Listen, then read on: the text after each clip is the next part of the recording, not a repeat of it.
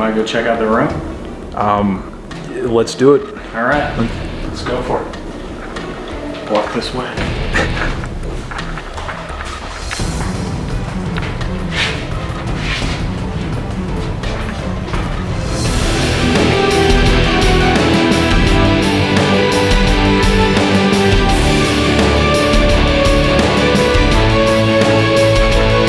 Sam, I think I just peed my pants. Here we go. My name's Sam. I love Godzilla. So we bought the house just specifically so I could house all these things. So I'd have one room just for myself. When I was growing up in California, it seemed like Godzilla was on the TV, a rainy day.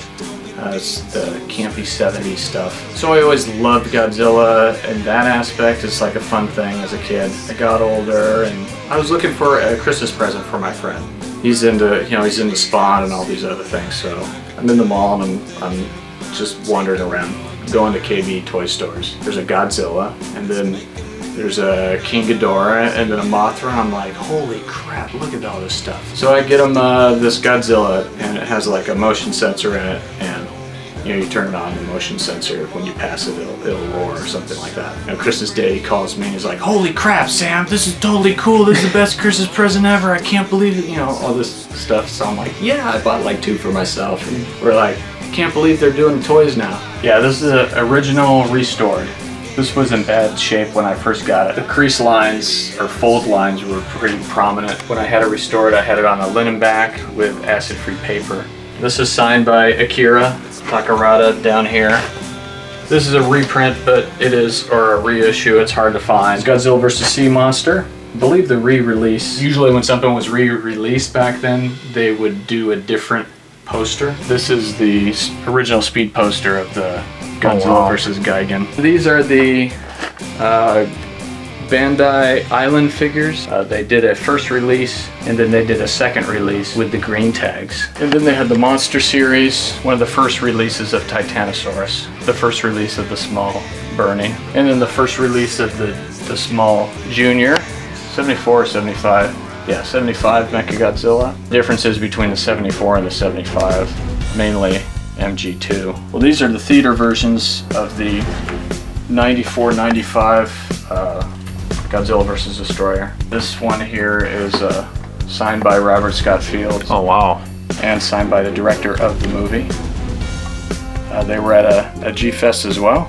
And this is one of my favorite of the small figures. This is a Crystal Mechagodzilla. This is the 75 as well. It's meant to be clearer than this. The vinyl gets old and it does tend to yellow. This is the Forever series as well. Well, I think it's one of the nicest paint jobs of the 62 Godzilla. This one here is one of the ones that eluded me for years. This is the Resurrection Godzilla. Yeah. This one I searched for a decent price. They go on the internet for like $500, sometimes more. This I actually got from a private collector on eBay for, I think it was $325. The glitter does tend to come off. It's not really set in very well, so the more you handle it, the more glitter goes away. Talked about earlier, it's sort of satisfying when you finish a collection, and this was the only one I needed, and I was like, finally, I found it. Finally, they're all together.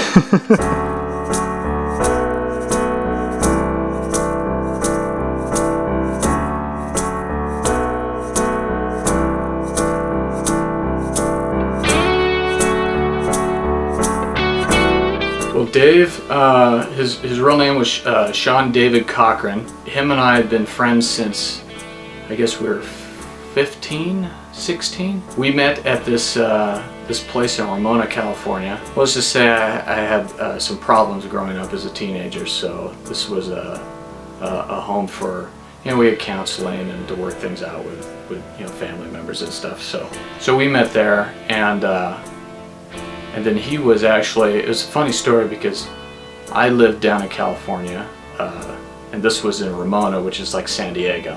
He was the only person from that actual place that lived closest to me. So I'm like, oh, well, let's hang out or something, I don't know. So I called him up and asked for, hey, is Dave there? And they're like, no, there's no Dave there. And I'm like, are you sure?